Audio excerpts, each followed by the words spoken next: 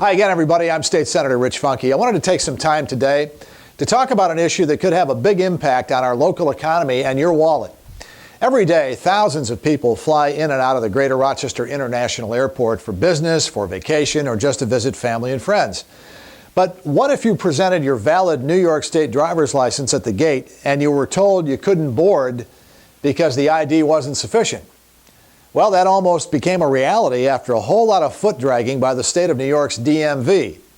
In 2005, Congress passed the REAL ID Act to standardize state-issued IDs across the country to better protect the traveling public. It meant that individual states had to adopt certain features in their IDs to comply with the law, and most states did. Well, 10 years later, New York is one of only 4 states whose licenses still are not compliant.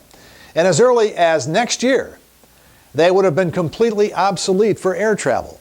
But thanks in large part to the advocacy of Monroe County Clerk Cheryl Denolfo, the state recently secured an extension to make the standard New York State driver's license valid to fly for at least 1 more year. But eventually, the state will have to put its license in line with the law. And when that day comes, I don't think it should cost you any additional money. Together with Long Island Senator Tom Croce, I'm co-sponsoring a bill that requires New York State to make driver's licenses REAL ID compliant and requires the state to pick up the tab. So when the time does come to reapply for that new REAL ID license, it'll be reissued at no cost.